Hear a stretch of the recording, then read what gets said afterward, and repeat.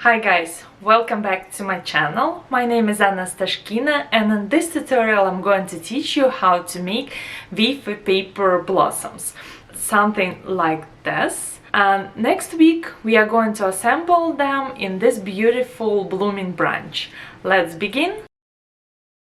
To make our flowers, I'm going to use a piece of wafer paper. You can use any thin wafer paper. I have a blog post down in the description down below if you want to learn more about what wafer paper to choose. And 26 gauge white wire.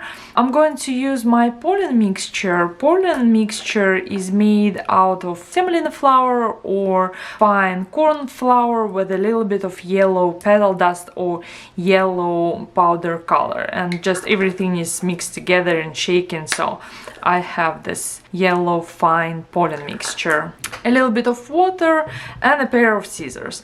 We will start with making our centers. I will take a piece of floral wire and cut in 4 pieces. And then I will need a few small pieces of wafer paper to make my center. The size of this wafer paper piece, it depends on the size of your center.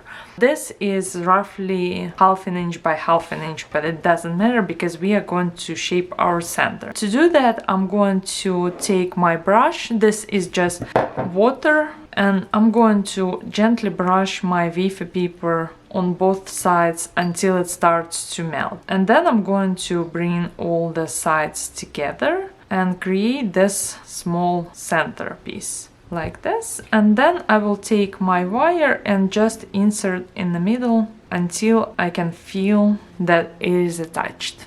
I will show you again.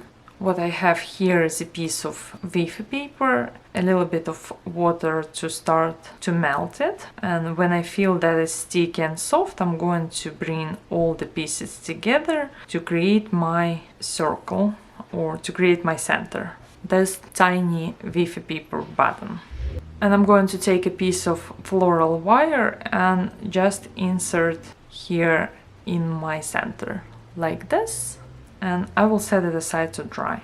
Now I have my centers ready. They are still wet, and to attach my pollen I'm going to use smallest amount of water, gently tap on top of my center and dip it in my pollen mixture. I'm applying this pollen mixture only on top because we are going to apply our petals on the bottom and nobody's going to see the bottom side. I will set it aside to dry and we'll start working on our petals. To make my petals, I'm going to use my wafer paper, a little bit of petal dust. The color is up to you, whatever you want to make your flowers. I'm going to use the mixture of this daffodil and Sicily rose petal dust, and also I'm going to use a touch of pearl powder to make it shiny. And to color my wafer paper, I'm going to take a touch of this petal dust and rub it into my wafer paper. Because I want to have some color variations, I'm going to make some parts darker and some parts I'm going to add this yellow color. And I will do the same for my both sides of wafer paper. Now I have this light colored wafer paper on both sides. I'm going to take a touch of pearl powder and apply on top to make my wafer paper pearlescent and shiny. And the same on the other side. The amount is up to you. I'm not trying to get an even coverage because I want to have some color variation and just like texture variation. I think it makes wafer paper flowers even more beautiful and interesting. To cut my petals, I'm going to use this craft punch and I will put a link down below. But if you don't have a craft punch, I will show you how you can make your own template to work with wafer paper. I have a piece of regular printer paper about the size of my flower or my blooms that I want it to be. I'm going to round it up. And you don't need to be precise because we are going to shape a wafer paper and it's not supposed to be perfect. And I'm going to make 5 marks roughly equal distance. So this is going to be the guides for my 5 petals. And to cut my petals, I'm going to round on one side and then on the other side. You will see when I start cutting. So I have my 5 marks and I'm going to cut one side to the center, other side to the center, roughly maybe 1/4 inch, not cutting through my paper. And I'm moving my paper and not my scissors to cut it through. Then I'm going to turn it upside down. And here I have pre-cut 5 petals and I'm just going to connect my cut parts like this for all 5 petals. And this is going to be my template to cut my wafer paper flowers if I wanted to use a template. And then you just need to place it on top and cut around all together your paper template and your wafer paper. But because I have this craft punch, I think it makes my life much easier. I'm going to punch a few flowers. I will need 2 wafer paper flowers for each blossom. I will take my floral pot, place my flowers shiny side up. If you never worked with wafer paper, usually wafer paper has 2 sides. One side called shiny side and the other side called bumpy side. In my experience, when I'm applying any moisture on conditioner, wafer paper tend to curl shiny side in. So if I want my flowers or my blooms to be inwards, that's the side I'm placing my wafer paper up.